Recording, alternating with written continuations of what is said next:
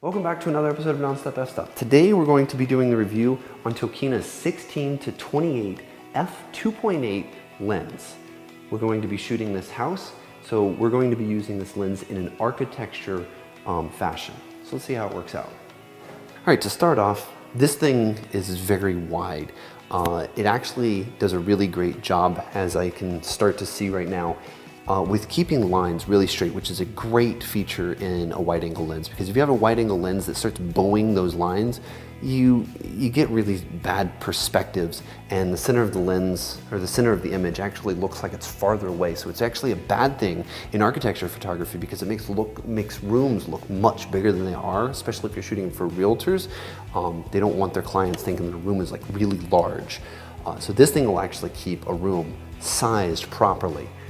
So let's go ahead and take this shot. This house is actually darker than most. It's got a lot of dark content to it with not a lot of windows.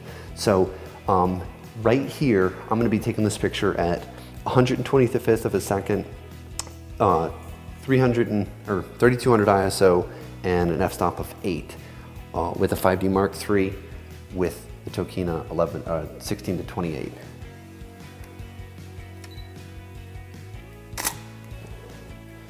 So that's that picture. Let's move on. So when you're doing architecture photography, you want to make sure that all of your lines stay lined up, and you're not crooked, and you're not like off center and things like that, because it gives a very odd perspective when you're shooting. It takes the attention away from the actual subject, and it just doesn't look very great. So one of the things that you want to make sure is that you use the best focal length in the lens to shoot very straight lines. Like this fireplace right here, it's got a lot of straight lines on it, and so you want to make sure that you back up a little bit from it, you zoom in, and you snap the photo. When everything is lined up, you keep, the edge of your sensor off of the edge of the fireplace, same distance right and left, and top and bottom, the floor and the ceiling. So let's go ahead and shoot that, see how it looks. All right, so this lens does really well at keeping those straight lines straight. All right, so in this segment, we're gonna actually test how fast the autofocus is through the diopter. We're gonna be focusing right here on the edge of this counter, and the second point of focus will be on, say, the door edge right there.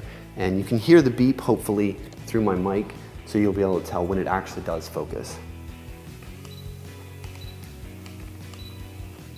So it takes about a second and a half to actually capture focus between, 10 foot or so. And it's not the fastest in the world, but it's acceptable, at least through the diopter. So let's go ahead and take a picture. We're at 16, 4000 ISO, 80th of a second, aperture 8. That's pretty blown out, but I think we can go ahead and pull all the highlights out in Photoshop. All right, so I'm gonna be shooting a vertical shot of this bathroom because it's very narrow, and we're not gonna have enough room to actually walk in the bathroom and take a full straight on shot of this sink and cabinet combo. And so what I'm gonna do is put this on live view and actually test how long it takes this lens to autofocus in live view on something about 10 feet away.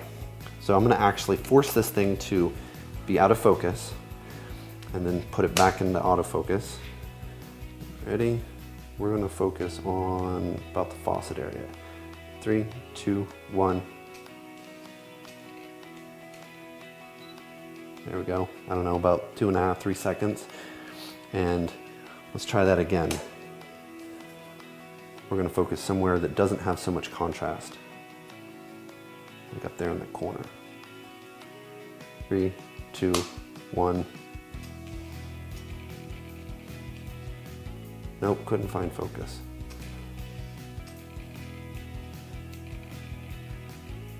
Nope, can't find focus.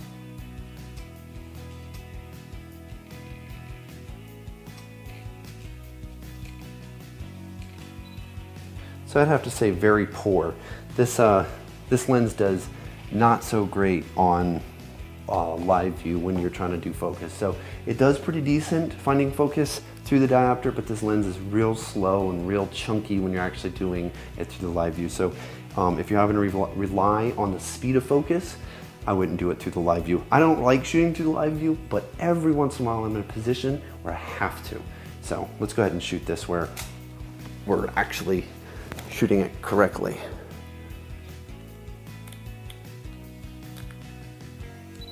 There we go. I had to move the metering point away from the window. There we go. Actually, it's focusing on the cabinets at the window. All right, so there's that picture.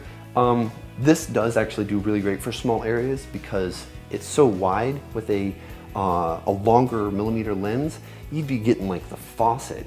And since you have to get a wide angle lens to shoot things like this, you want something that keeps those straight lines. And like I've said and I've stressed, this lens does a really great job at keeping those straight lines straight. All right, so when you're shooting bedrooms, you can't like just walk in and snap a picture of a wall or two walls because it doesn't give a perspective of how big that room is, because any bedroom is gonna have two intersecting walls. So what I do is when I walk in, I put my foot up against the door because it doesn't always stay as open as possible. And so with this lens, you can actually shoot the whole room.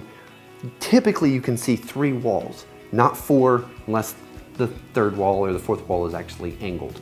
But in this picture, what we're gonna do is test the brightness fall off. How dark of a vignette do you actually get? Which is great because you have a bright wall and a subset dark wall.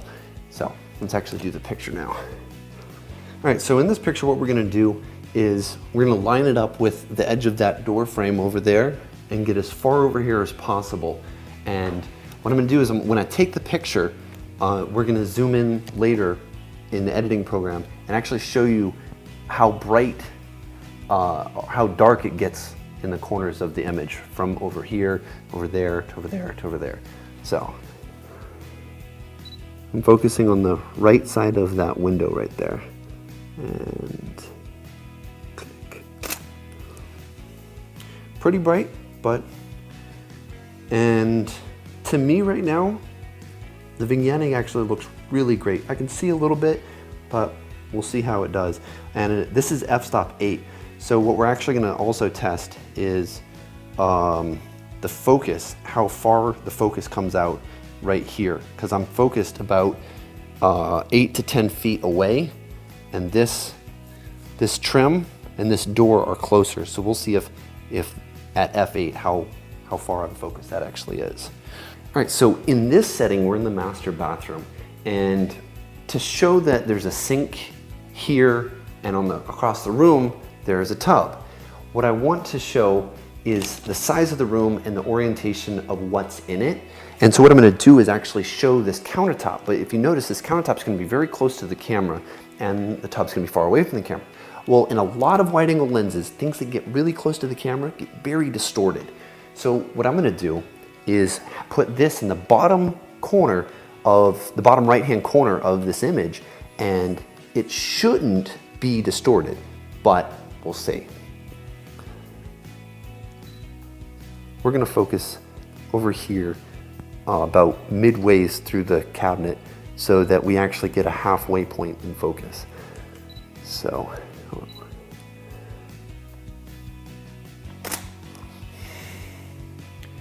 actually did really well.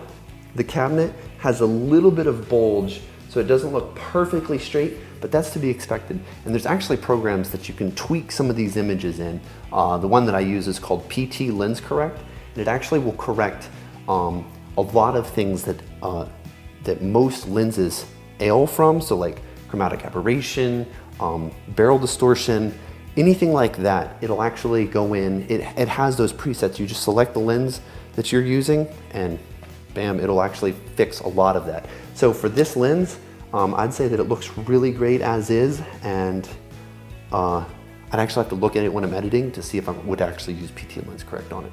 So let's move on. All right, so we just saw how this thing does in architecture photography, and it blows away a lot of lenses. It compares to the really expensive lenses does really great.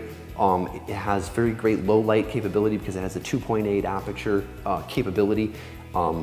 The sharpness, this thing is amazingly sharp compared to my 24-105 L series and my 17 to 40 L series, both f4 lenses. They're built by Canon, but this thing is just as sharp as those. I would compete with those lenses any day of the week. Let's talk about the differences that it actually has in the usability, the actual function of it that is different between Canon and this lens. The zoom is backwards, so you know it's got more of a Nikon zoom than a Canon. The switch that you'd normally see on a Canon, it's not there for the autofocus, manual focus. When it's in manual focus, you actually have control with the ring, but to put it into autofocus, you push it forward and now it won't actually focus. If it is an autofocus, you have no focus ability with the ring. It's all done with the camera. This thing is built like a friggin' tank and it weighs about as much as a tank also. It probably isn't, but I think it feels like it's about half or double the weight of my 17 to 40. But in that, the build quality is amazing. It's built out of metal. It feels like the thing can take some bashing. It does not have image stabilization, but in the fact that it does weigh, it weighs a lot. There's so many groups of glass in there. It takes care of a lot of that chromatic aberration, barrel distortion, keeping those lines straight. So this thing is a really great lens for $600+. So my recommendation is absolutely get it. I love this lens. I'm gonna give it probably about an 8. The only reason I give it an 8 is because it has a slow focus time in live view and the motor is not quiet. It's not as fast as a Canon. It does not have image stabilization, but all those things aside, I'm not kidding, this is a great lens.